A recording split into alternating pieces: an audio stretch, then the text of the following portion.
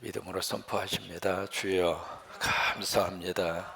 주여, 목사님처럼 두 손 불끈 쥐고 셋질로 주여 감사합니다.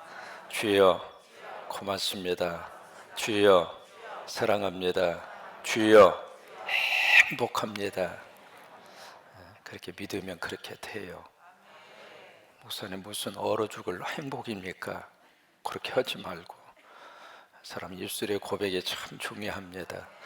하루를 살 때 옷을 입어도 첫 단추 어떻게 꿰느냐 중요하죠. 처음 단추를 잘못 꿰면 나중에 꿰을 게 없습니다. 처음을 하나님의 역사로 시작을 하면 끝이 좋습니다. 근데 처음을 세상으로 시작하고 인간적인 것으로 생각하면 나중에 더 이상 꿰을 게 없어요. 그래서 처음 일어나서 어떤 말로 하루를 시작하느냐, 어떤 역사로 일주일을 시작하느냐, 어떻게 한 달을 시작하느냐, 어떻게 1년을 시작하느냐, 그게 중요합니다. 오늘 이제 역대기라고 하는 이 성경을 우리가 들여다보고 있는데 1장에서 9장까지가 뭐죠? 족보입니다.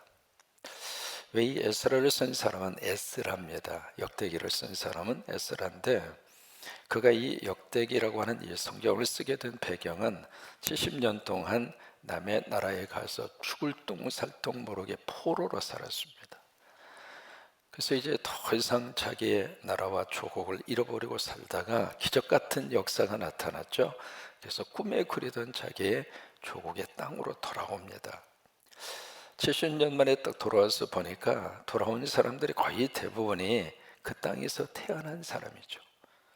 그러니까 외국에서 태어난 그 사람들인데 딱 와서 보니까 나라가 꼴도 아닙니다. 그러니까 나라의 어떤 기반이라든지 나라의 조직이라든지 나라로서의 갖추고 있는 기본적인 요소가 하나도 없는 거예요. 나라가 완전히 거들러 버렸죠. 나라가 망해버렸습니다. 우리가 나라를 위해서 꼭 불평은 가질 수 있습니다만은 나라가 잘 되도록 기도해야 할 책임은 우리한테 있습니다. 나라가 흔들리면 백성들도 같이 흔들립니다. 그래서 어떤 일이 있어도 마음에 안 드는 정치인이 있다 할지라도 나라를 위해서 우리가 기도를 해야 돼요. 나라가 안정적으로 딱 조직적으로 가야 되고, 나라가 어쨌든 하나님의 복을 받아서 풍성한 풍요로운 축복의 그런 나라가 될 수 있도록 기도해야 되거든요. 이게 나라가 완전히 망해버렸습니다.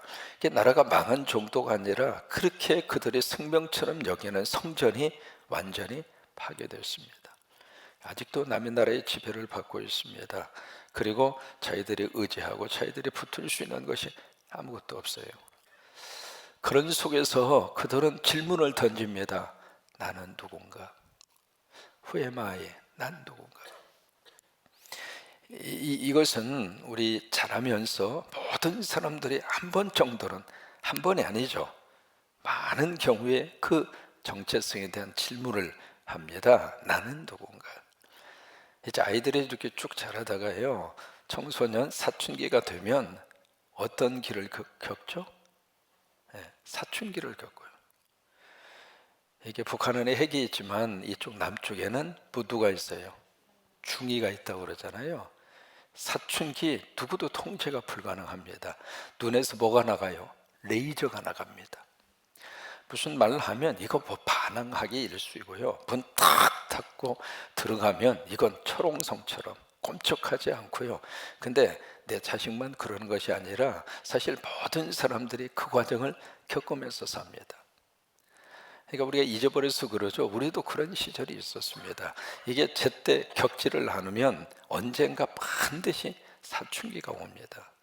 그러니까 때에 맞게끔 겪어야 될 때 겪고 지나가는 것이 훨씬 더 낫습니다. 그러면 왜 이 사춘기가 우리 자녀들에게, 우리 삶 속에서 사춘기가 찾아오는가? 아이들이 태어나서 그때부터는요, 자고 나면 코 있고 자고 나면 코 있고 그래요. 그래서 이 성장이 보통 성장이 아닙니다. 만약에 아이들처럼 우리가 자고 나면 크고 자고 나면 크고 평생을 그렇게 큰다면 저도 이 사이즈가 아닙니다. 그러니까 어느 정도 말이죠, 이게 폭풍 성장기가 있어요. 그래서 신체적으로 엄청나게 쑥쑥쑥 그렇게 무슨 대나무 자라듯이 사람이 그렇게 자라나게 되는데, 이 자라다가 계속 자라는 것이 아니라 성장이 딱 멈춥니다. 성장이 딱 멈추면서 그때 변화가 나타나는데, 신체적인 변화가 나타납니다. 신체적인 변화뿐만이 아니라 정서적인 변화도 나타나요. 그러면서 지금까지 가지고 있었던 모든 기존의 질서에 대한 저항감이 생깁니다. 그래서 부모에게 그렇게 대하고 친한 사람에게 그렇게 대하고 그래요. 그 시기에 아이들에게 있어서의 가장 힘든 것이 정체성의 혼란입니다.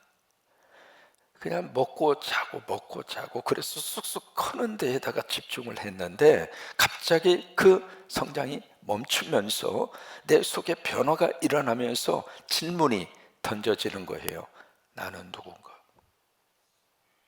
그래서 사춘기 아이들에게 있어서는 그 고민과 그 갈등이 굉장히 큽니다. 그래서 반항으로 나타나기도 하고 그냥 여러 가지 모습으로 나타나기도 하고 그런 거거든요.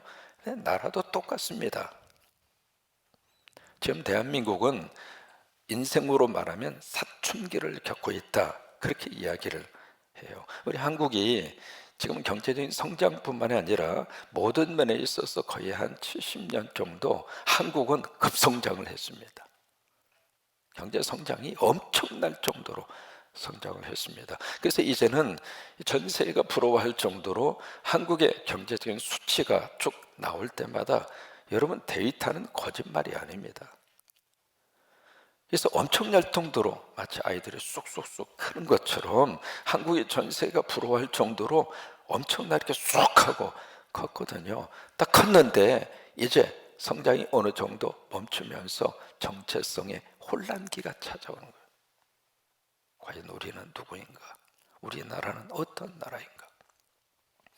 그 질문에 대해서 에스라는 이제 어떤 식으로 그들에게 그 답을 주느냐면, 족보를 통해서, 족보라고 하는 것은 그들의 바로 뭐냐면 뿌리입니다. 뿌리를 찾는 거예요. 나라고 하는 질문을 던지면서 이 질문과 더불어서 답을 찾을 수 있는 것은 과연 내 뿌리는 어디인가?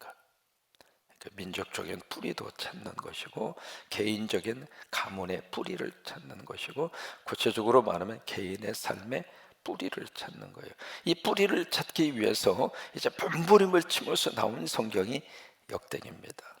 여러분, 알렉스 헤일러라고 하는 사람의 작품 가운데 뿌리라고 하는 작품이 있잖아요. 거기에 나오는 주인공이 쿤타 킨테입니다. 자기 이제 흑인으로서 저쪽에 미국의 중부에서 사는데 본인 스스로에게 질문을 던져보는 거예요. 내 뿌리가 어딘가?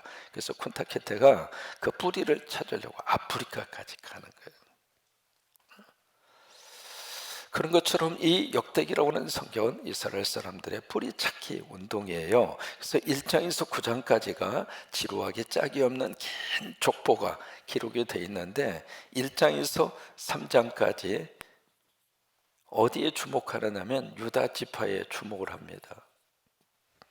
왜 유다 지파에 주목을 하는가? 유다를 통해서 누가 이 땅에 태어났냐면 다윗이 태어납니다. 그리고 이제 영적으로 보면 이 다윗의 후손을 통해서 메시아 예수 그리스도가 이 땅에 탄생하는 거예요. 그래서 이제 유다 지파에 집중을 해요. 그 다음에 4장으로 가면 바로 이제 그 남쪽의 유다의 지파가 두 지파로 구성이 되어 있습니다. 첫째는 유다이고 두 번째 지파는 베냐민 지파입니다. 이제 두 지파가 남쪽 유다, 남쪽 유다라고 하는 나라를 형성을 하죠. 그래서 유다와 베냐민 지파에 집중을 하고, 그 다음에 6장으로 가면 어디에 집중을 하면 레위 지파입니다. 그래서 이제 내일은 레위 지파를 우리 들여다보는데, 그 사이에 5장에 뭐가 나오느냐면 12지파가 나옵니다. 12지파를 쭉 이야기하는데 구성 요소를 이렇게 보면은요, 12지파는 잠깐 지나가는 식입니다. 그러면 여기 4장에 유다와 베냐민 지파에 집중적으로 그의 뿌리를 여기다 기록을 하는데 그 이유가 있습니다. 이 12지파는 북쪽의 이스라엘이라고 하는 나라가 아수르한테 먹히면서 12지파는 다 흩어졌어요. 그러니까 12지파 가운데 북쪽의 이스라엘을 구성하고 있는 10개 지파가 사라졌다 이 말이에요. 망하면 끝나는 거예요. 그래서 나라와 이 민족을 위해서 우리가 기도해야 할 이유가 거기에 있습니다. 다음 정권 누가 대통령이 되겠는가, 누가 지도자가 될 것인가, 불만의 요소도 있고 마음에 들지 않는 요소도 있지만은, 그러나 우리가 투표권을 행사하면서 어떻게 해서든지 이 나라가 잘 되도록, 이 나라가 좋은 리더십이 세워지도록, 그래서 이 나라가 우리 청년들에게 희망이 있도록, 이 새벽에 이렇게 청년들이 나와서 예배하고 기도한다는 것이 희망이잖아요. 고마워요. 땡큐. 희망이라 이 말이에요. 어제 이제 어느 장로님 만나서 같이 대화를 나누는데, 전주에 있는 교회입니다. 신혼부부가 이렇게 오셨는데, 신혼부부가 아기를 안고 왔다는 거예요. 그때 아기를 안고 왔는데 아기를 딱 보는 순간 교인들의 반응이, 아기 왔네, 아기 울음소리 들은 것이 너무 오랜만이에요. 이게 지금 우리 한국의 아주 큰 기도 제목입니다. 한국의 출산율이 0.8입니다. 지금 이제 5천만 조금 인구가 되잖아요. 이 인구를 유지하려면 평균 2.1이 돼야 유지를 합니다. 5천만 인구를. 둘이 만났는데, 그래서 가정을 이룩했는데 거기서 나오는 자녀가 0.8이라면 1도 안 된다 그 말이에요. 그러면 갈수록 어떻게 될까요? 인구가 줄어들어요.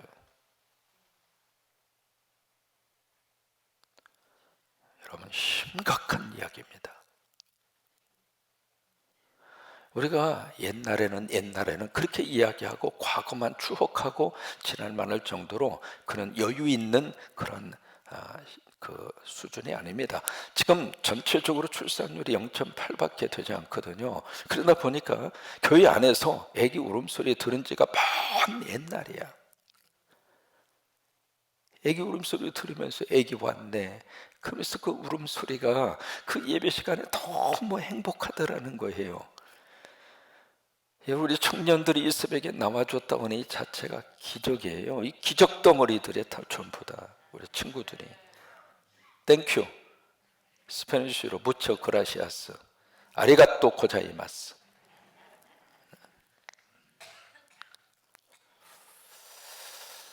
그러니까 10명의 지파, 10개 지파는 북쪽 이스라엘이 망하면서 사라져 버렸고, 남쪽의 유다는 그래도 겨우 명맥을 유지한 거죠. 그래서 이제 유다와 베냐민 지파를 주목하면서 쭉 쓰다가 5장에 가서 이제 흔적이라도 남기자. 그래서 오늘 10지파에 쭉 이렇게 기록을 해 나가는데, 가장 먼저 기록한 사람이 누구냐면 루벤입니다.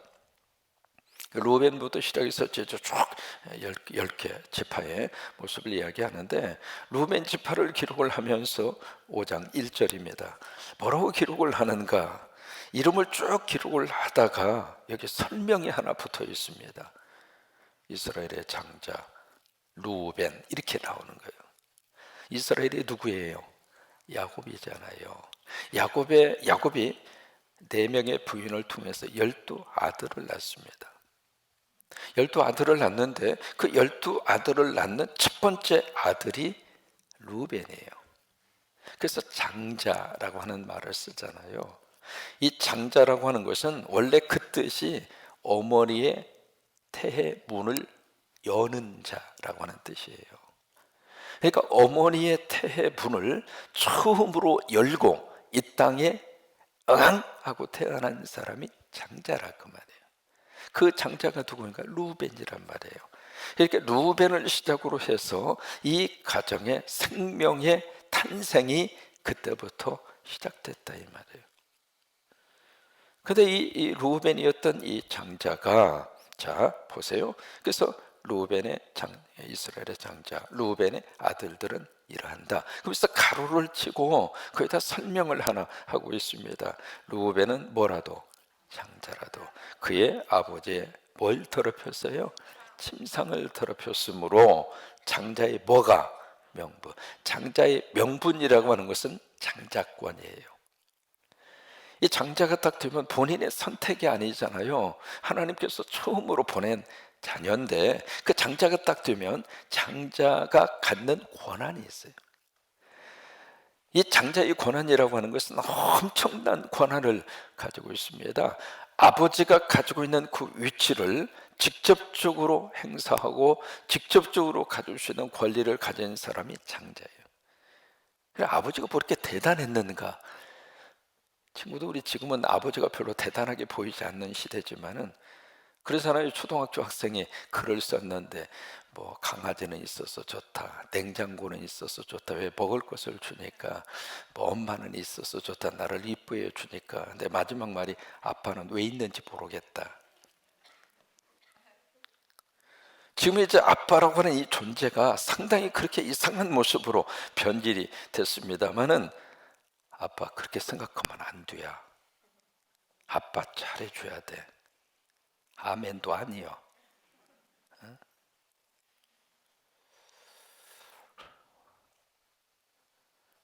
근데 그 당시에는요, 모든 것들이 다 아버지 중심이에요. 아버지의 권한이라고 하는 것은 하나님 다음의 권한이거든요. 절대 권한을 가지고 있는 게 아버지였어요. 여러분, 그렇지 않으면 고대 사회에서는 못 살아요. 누가 보호해 주는 제도 장치가 아무것도 없거든요. 그러니까 아버지가 그 가족을, 아버지가 그 족속을 이끄는 실질적인 통치자예요.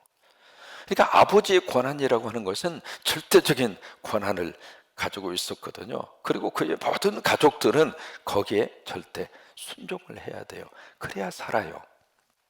근데 이 장자가 그 아버지가 가지고 있는 모든 권한을 100% 그대로 이어가는 거예요.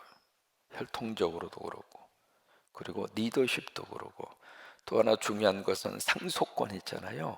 상속권을 장자가, 아버지가 주는 재산에 모든 형제들이 갖는 상속의 2배를 법적으로 받을 수 있도록 법으로 아예 정해놨습니다. 또 하나, 이 장자권에 있어서 가장 중요한 것이 바로 뭐냐면 아버지의 축복권입니다. 이것이 장자만이 행할 수 있는 가장 큰 권한입니다. 아버지만이 자식들을 축복할 수 있는 축복권이 있었어요. 지금의 이제 아이가 1명, 2명이니까 모든 축복권이 뭐 다 그 자식한테 쏠림 현상이 나타날 수밖에 없지만 고대 사회에서는 이 자식이 한두 명이 아니잖아요. 그러니까 그 많은 자식들을 이 아버지로서 줄 수 있는 최고의 것이 축복권이라 이 말이에요. 근데 그 축복권을 누가 갖는가? 장자가 가져요. 그러니까 장자가 그 아버지의 축복권을 가장 먼저 받고 그 다음에 이 장자가 또다시 축복권을 행사할 수 있는 권리를 갖는 거예요. 그러니까 루벤 입장으로서는 본인이 나오고 싶어서 나온 건 아니지만 어쨌든 이 장자로 태어났다는 것이 그에게 있어서는 이 장자의 명분, 이 장자권이라고 하는 이 축복에 엄청난 특권을 가지고 태어났다 그 말이에요. 그런데 이 루벤이 결정적 인생의 실수를 합니다. 그 한 번의 실수가 루벤뿐만이 아니라 그의 후손들까지도 엄청난 비극을 초래합니다. 왜냐하면 루벤의 지파를 통해서는 변변한 인물이 안 나왔어요. 쓸만한 제목감이 나오지가 않았습니다. 이 루벤 이 지파를 통해서 나온 사람들은 고라. 여러분 고라 하면 기억나십니까? 모세를 향하여 막 그냥 리더십을 저항하고 리더십을 반대하고 리더십에 이렇게 브레이크를 걸었던 고라 자손. 결국 어떻게 됐어요? 땅이 갈라져서 생매장 당했잖아요. 그게 루벤 지파 후손입니다. 그러니까 참 우리가 그런 생각을 해요. 참 부모로서 책임이 참 크구나. 결국 이제 루벤이 이 결정적인 실수가 바로 뭐냐면 여기 2절에 가로치고 거기에 아예 기록을 해놨잖아요. 그의 아버지의 뭘 더럽혔어요? 침상을 더럽혔다. 이 아버지의 침상이라고 하는 것은 아버지 영어로는 참 재밌게 표현을 했습니다. The father's marriage bed라고 하는 말을 썼거든요. marriage bed, 결혼 침대 그 뜻이잖아요. 부부가 결혼을 하면 침대에서 부부관계를 맺잖아요. 근데 그 아버지가 이 비라가 서모 아닙니까? 어쨌든 아버지의 부인이라 그 말이에요. 그 아버지의 부인인데 이 루벤이 그 아버지의 부인하고 같이 성적 관계를 가졌다 그 말이에요. 그래서 아버지와 이 어머니의 결혼 상태에서 갖는 그 아름다운 부부의 관계에 자식이 들어가서 어머니하고 그 관계를 맺음으로 이 아버지의 침상, 아버지의 결혼, 이 침대를 더럽혔다 그 말이에요. 그 인생의 결정적인 실수. 그러면 루벤이 왜 그런 짓을 했을까? 이게 몇 가지 생각할 수 있습니다. 루벤이 장자니까 나이가 어느 정도 들었을 거 아닙니까? 서모 비라는 어느 정도 나이 차이가 그렇게 많지 않았을 것 같아요. 그러면 장자니까 어렸을 때부터 장자. 그러다 보니까 이게 너무 버릇없이 큰 거죠. 또 하나는 자기가 아버지처럼 이 장자 명분, 장자권을 가지고 있다는 생각이 그래? 그러면 아버지나 내나 50보 100보지. 그러면 아버지 부인이라면 이 루벤의 입장에서 나이가 많든 적든 어머니 아닙니까? 이 어머니로 생각하는 것이 아니라 자기도 아버지처럼 생각하고 아버지의 부인이라면 나도 가지고 놀아도 되지, 그 생각까지 루벤이 가진 거죠. 결국 이 일 때문에 루벤은 장자권을 어떻게 돼요? 자, 1절에 보시면은 장자의 명분이 옮겨가요. 누구로 옮겨가죠? 이스라엘의 아들 요셉의 자손에게로 돌아갔다는 이야기는 그 장자의 명분을 아버지가 뺏었다 이 말이에요. 도로 가져갔다 그 말이에요. 도로 가져가서 그 장자권을 요셉에게 줘버리는 말이에요. 요셉은 11번째 태어난 아들이잖아요. 저 골짜에서 2번째잖아요. 장자의 권리를 행사할 수 있는 그런 가능성이 없는 그런 아들인데 그 요셉에게 그 장자권을 딱 주면서 요셉이 낳은 2 아들 므낫세와 에브라임을 이스라엘 야곱이 자기 아들로 입양을 해요. 손주죠. 그러니까 손주를 자기의 아들로 입양을 해서 그 에브라임과 므낫세를 갖다가 축복을 합니다. 축복을 하는데 이 야곱이 손을 탁 펼쳐서 오른손을 누구에게 얹어요? 둘째이었던 에브라임에게, 왼손을 누구에게? 첫째였던 므낫세에게 딱 올리잖아요. 어긋나서 이렇게. 그러니까 아버지 요셉이 아버지 그게 아니에요. 이게 둘째고 이게 첫째예요. 그러니까 야곱이 뭐라 그래요? 아들아 나도 안다. 그렇지만 아우가 형보다 더 귀하게 쓰임 받을 것이다. 그래서 이제 야곱이 축복하잖아요. 참 안타깝죠. 우리가 하나님으로부터 하나님께서 주시는 은혜와 복을 우리 친구들도 그대로 다 받으시기를 축복해요. 그런데 이게 결정적으로 실수를 하거나 결정적으로 그 복을 받을 만한 자리를 스스로가 박차고 뛰쳐나가면 본인뿐만이 아니라 자손들까지도 그 영향을 받아요. 그러면서 2절에 보시면 유다는 형제보다 뛰어나고 주권자가 유다에게서 났으나, 무슨 얘기냐면 주권자가 났다, 통치자가 유다에게서 나왔다 그 말이에요. 그래서 유다의 족속을 통해서 왕이 나옵니다. 남쪽 유다는요 거의 모든 이 왕이 유다의 족속을 통해서 왕이 이어집니다. 그래서 주권자가 유다에게서 났어요. 그런데도 장자권은 누구에게 주어졌는가? 요셉에게 갔다 이 말이에요. 요셉에게. 창세기 49장에 보시면은 거의 이제 야곱이 돌아가시기 전에 마지막 유언을 하면서 12 아들을 놓고 막 이렇게 축복을 빌어줍니다. 창세기 49장에.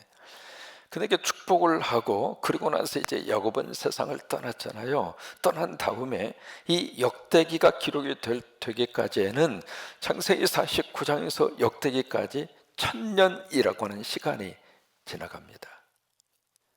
그런데 창세기 49장에서 그 야곱, 그가 뿌려놓았던 자식을 향한 말의 씨가 1000년이 지난 다음에 그 후손들에게 결과적으로 어떻게 나타났는가? 그대로 나타납니다. 여러분, 부모님들이 우리 자녀들을 위해서, 우리 젊은 친구들을 위해서 할 수 있는 가장 좋은 하나님이 허락하신 것이 바로 뭐냐면 축복권입니다. 마음에 안 드는 부분이 있다 할지라도 여러분 많이 축복하시기 바랍니다. 설령 속상해서 야, 이 빌자가 나오려고 그래도 빨리 그것을 감추고 야, 이 잘될 놈아, 야, 이 못해 먹어도 대학 총장을 해 먹을 놈아. 그래도 좋잖아요. 듣기에 괜찮죠? 세상에 이 빌 게이츠보다 돈 많이 벌을 놈아. 좋잖아요. 부모의 축복과. 그래서 여러분, 말은 씨가 된다고 그러니까 자녀들에게 마음껏 축복하시고, 우리 젊은 친구들 많이 만날 때마다 많이 격려해 주시고 축복해 주시고, 우리 친구들 앞으로 하나님이 귀하게 쓰시기를 바라고, 복 내려 주시기를 바라고, 취직도 좋은 곳으로 길을 열어 주시기를 바라고, 친구들의 마음속에 꿈꾸고 있는 그 꿈이 하나님께서 꼭 도와주셔서 그 꿈이 이루어질 수 있게 되기를 바라고, 그런 약속과 축복이 우리 청년들에게 임할 수 있게 되기를 바라고, 자식들에게도 그러고 손주들에게도 그러고 그렇습니다. 마음껏 하나님이 주신 이 부모로서의 축복권을 그대로 믿음으로 그렇게 선포하셔서 그 역사가 임할 수 있게 되기를 주의 이름으로 축원합니다.